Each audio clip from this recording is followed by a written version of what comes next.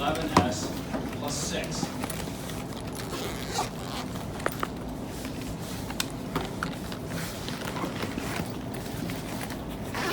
And then to get things rolling, I mean, we would do things manually or semi-manually. I would say load, and it would take a loading time. Or I could say R locus and feed it G, and it will give that to me. But what I can also do is I can call up SISO tool. So I'll type in SISO tool. And I'll feed SISO tool everything that I know up to this point. Up to this point, all I know is G. Now, if I happen to know something about the feedback path, I could also put that in. If I know something about a filter up in front, I can put that in. But let's just execute this command right now, which basically opens the tools. Open the tools, okay? So this is the example that we'll take a look at.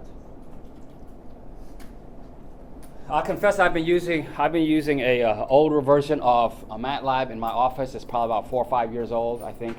And so the newer versions kind of set things up a little bit differently, but the basic features are still there. So some of the things I'll say today will probably feel like they're coming back from 2015 or 2014. But I'm going to kind of peek over one of you guys' shoulders, and we'll walk through this. Okay? So go ahead and open up SISO tool. It'll take a few minutes while the system goes and checks the license. It'll take a few minutes. It'll wait. Once it opens up, if you would just kind of give me a show of hands, so I know that you see it, I see it, you see it, you see it, you got it. You got it? All right, you've got it. All right. Now, several windows are going to open. Several windows are going to open.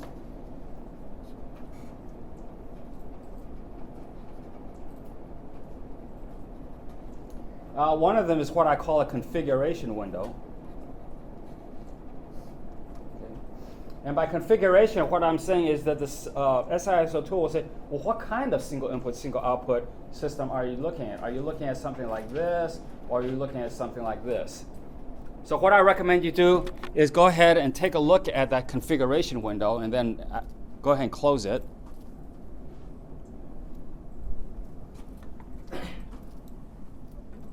Looks like most of you all have closed it already. And then what you're going to see left is a window with a bunch of sub-windows. Okay. So if you wanted to design a system with a different configuration, you would go to the configuration window and change it. But then what else we can do is let's take a look at the main design window, what I call the design window. And it's going to look something like this. And I'm going to say it's kind of divided like this. And so what's going to happen here is here it's going to tell you what sort of stuff you have in the workspace. And down here it tells you some answers, like for example what your compensator is. And right now we don't have a compensator. The only compensator we have is just C is equal to 1. But now here are some pictures that should be a little bit familiar to us. Okay? So over here we should have Bode magnitude. And here we should have Bode phase. And here we should have the root locus. And here we should have the step response. Okay. Now, this is a graphical interface. The idea is that you can kind of play with your hands, use your hands to play with these different pictures. Okay? So for example, one of the things we can do is let's try grabbing the Bode magnitude curve. Okay? Put your cursor. You're going to get a curve that the curve looks something like this. This is the Bode magnitude plot. This is omega. This is the magnitude. You got your cursor here, and then once you get on top of the curve, it should turn into a hand or something like that. And you can kind of like grab it like this by clicking down on it with your mouse, and then increase the gain or decrease the gain. Increase the gain or decrease the gain. And then as you increase the gain or decrease the gain, study what's going on, say down in this window. See what's happening to the compensator information. Study what happens to the phase. Nothing should be happening to the phase. Okay. The root locus diagram doesn't change this, but you should see some purple boxes or some pink boxes moving around.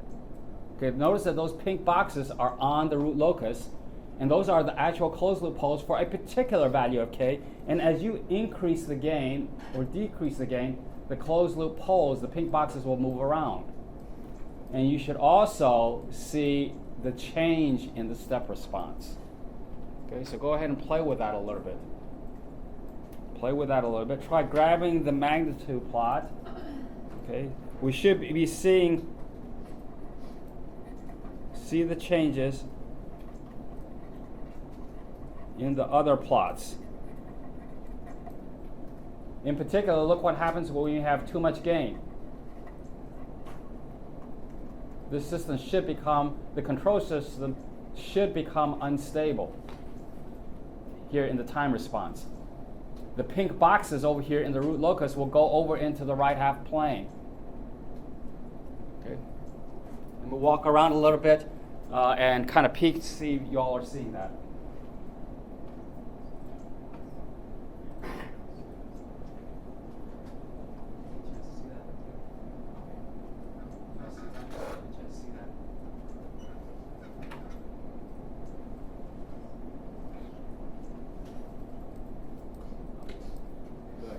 Anybody got a question? Anybody have a question about playing with the gain in the mode plot? Now that's one place we could do design. We're doing design now in the magnitude curve. This is kind of like what we call playing with proportional control. We're adjusting only the gain. And we have learned that if you adjust the gain, the phase doesn't change, but we can affect the response. Okay, so try to get everything back to kind of where you were before, roughly, where you can see the curves. And then what you can also do is try grabbing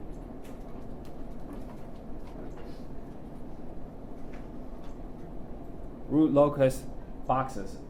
I think they're pink colored. Okay, the diagram cannot change. The diagram is the root locus diagram is the diagram for all k. Okay, the loci are the points for all k that are positive. The pink boxes are the solution or the poles. They are the closed loop poles. They are the closed loop poles.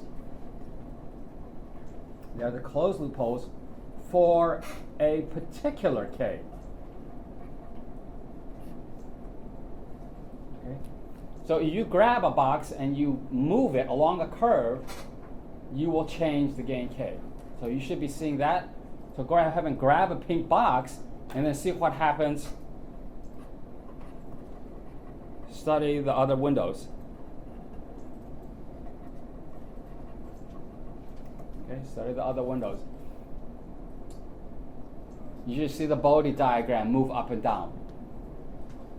But we're not changing the phase diagram either. So we'll see changes in the Bode diagram, the Bode magnitude plot, and we should also see similar changes in the, not similar, but corresponding changes in the step response window.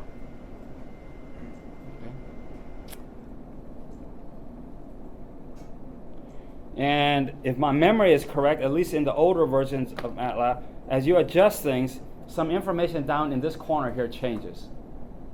Are you seeing some changes down there? Like maybe it tells you the compensator value has changed. Let me take a peek and see what sort of things you're seeing.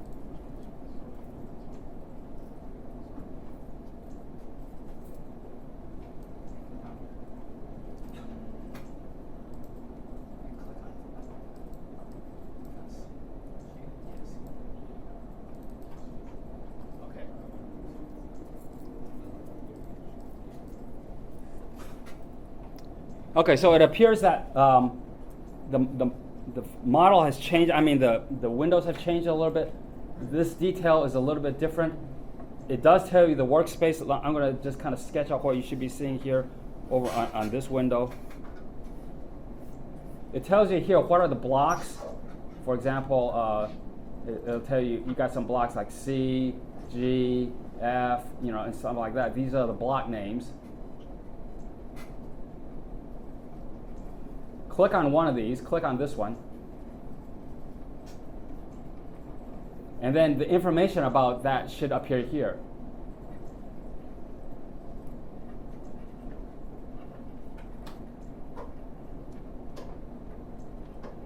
Okay, the information about the block that you selected should appear here. So as you adjust things over here, this information ought to change.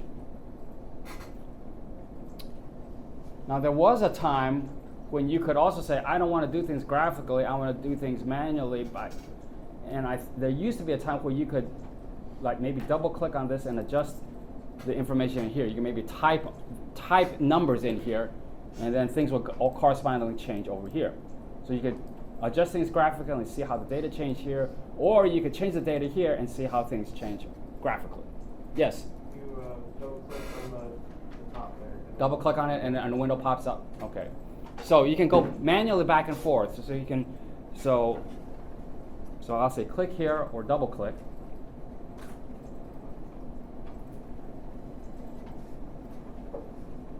To edit something. All right.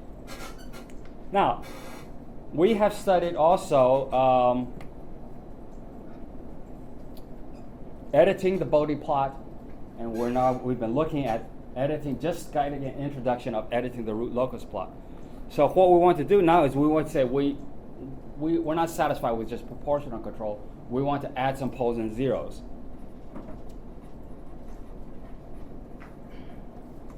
Compensation basically is going to be allowing us to add poles and zeros. So we need some way to edit our pictures. Now it used to be what you would have is up at the top here, you would have a bunch of little, look like drawing tools up in here. But I think that they've got it changed now, where if you take a look at your window, there are some tabs up here, like maybe it says Bode editor, or maybe it says root locus editor.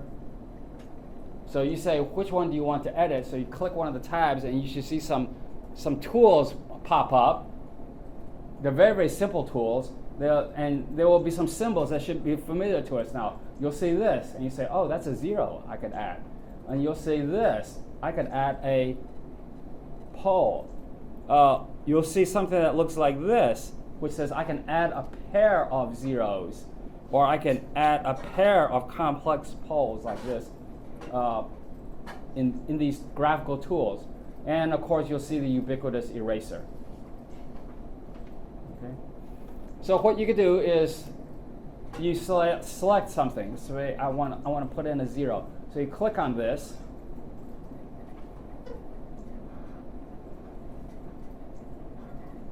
And then you say, okay, I'm going to now go back to my big window. Say this big window over here. And you can say, well, I'm going to drop it into here. I could drop it somewhere along the frequency axis here.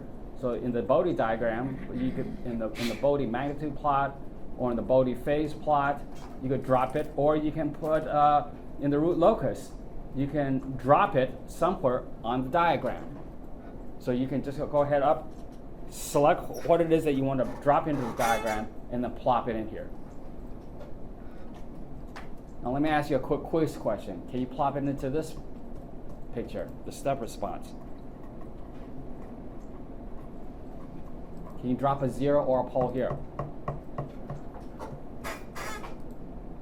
Why not, Mom? Why can't I put an O and an X on this picture? Because? Okay. X's and O's are frequency domain concepts. They're S domain concepts. They're not time domain concepts. So we can only drop it in one of these diagrams. So go ahead and drop it onto the axes or somewhere in that picture, And then a little O or an X will appear on the frequency axis or on the root locus diagram. Now, it's because something is you added to the picture, you should also be able to move it around. So use your hand, grab what it is that you put in, and move it around. And see again what has been the corresponding changes to Bode diagrams, root locus, and time response. Okay. So if we wanted to do a phase lead, we would drop in a pair of zero and pole like this. This is a lead. This is in the S plane. Okay. On the Bode diagram, a lead, if this is omega, it would look like this. Okay, this is the Bode magnitude plot. So you can try that. You can try putting in a complex set of poles and zeros. If you don't like what you put it in, of course, you can always grab the eraser and erase it.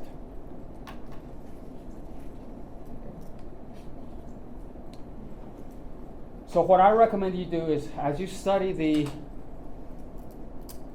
design project for the semester, spend a little time exploring things using SISO tool and seeing what you might want to try. Okay? So the whole point of the design project is to review all the fundamental basic concepts that have been covered in this class and put it all together in the context of trying to solve a control system design. It helps you practice this idea of thinking both in the frequency domain and in the time domain. You'll see that the design project gives some time domain specifications as well as frequency domain specifications. And so you'll want to take a look at trying to extract that information from these graphical windows. Now, one of the things that I want to point out about this diagram right here is that you'll see the Bode stability margins are also given. Okay. So for example, this might be the magnitude as a function of frequency. This might be the phase as a function of frequency. And so, this is the magnitude plot, and here's the phase plot. It's going to draw these vertical lines, and it's going to tell you what are the gain crossovers, what are the phase crossover. Here's 0 dB.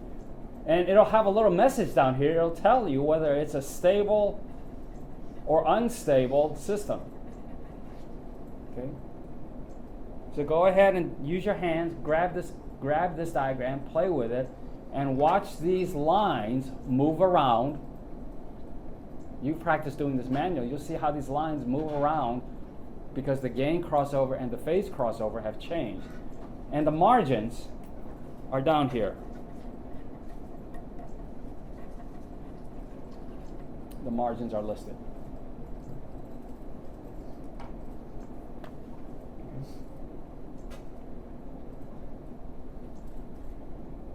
A lot of these windows, these sub-windows, have different options that you can explore. So in the time response, you can also set up things like, draw me some lines. Let me set up the time response.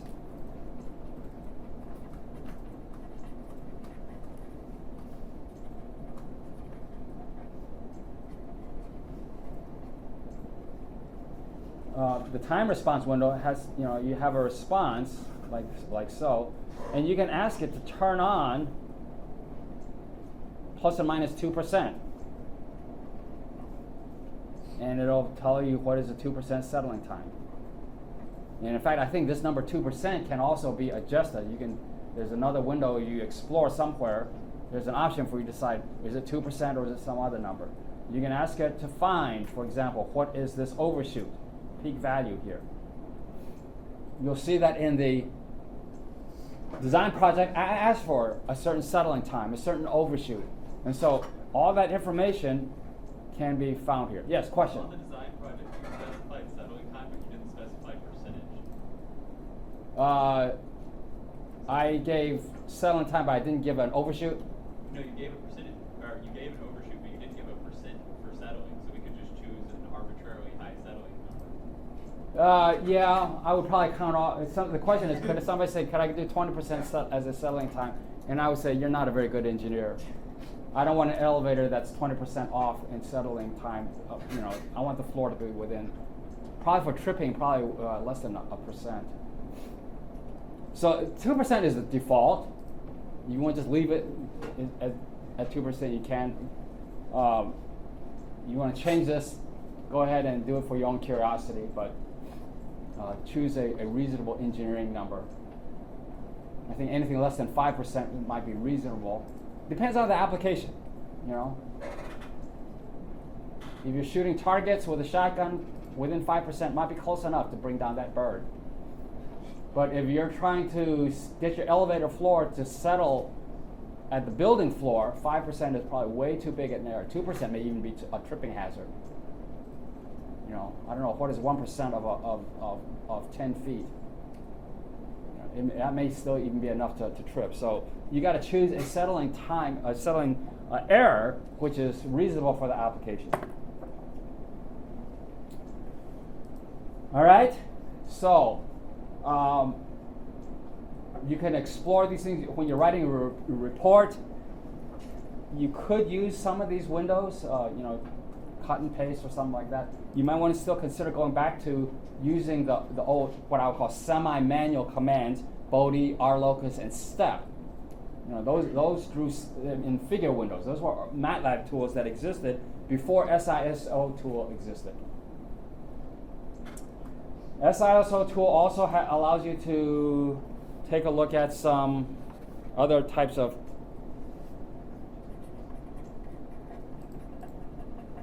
tools. For example, the proportional integral derivative controller. This is derivative. This is integral. This is proportional. It is by far the most common controller used in industrial practice. Okay, it's kind of like a crescent wrench. You can take off just about any bolt in the world, whether it's metric or English. It's not the best tool necessarily for everything, but it can do an awful lot. So PI is like a lag. PD is like a lead. PID will be a combination of lag and lead. But you got 3 parameters you got to adjust, and there have been hundreds, if not thousands, of papers written about how to tune this thing. And everybody has their own favorite way, but there are also different ways to automatically tune this thing.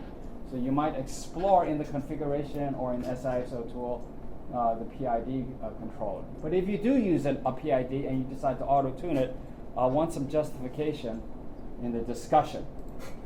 Okay.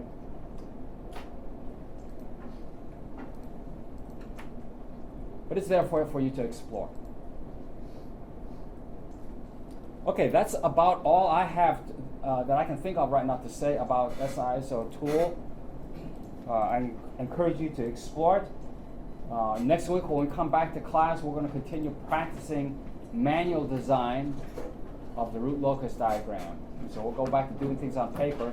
Again, the paper design techniques hopefully will guide you in how to use these tools, this tool, in kind of a more efficient manner. Okay, go enjoy the rain.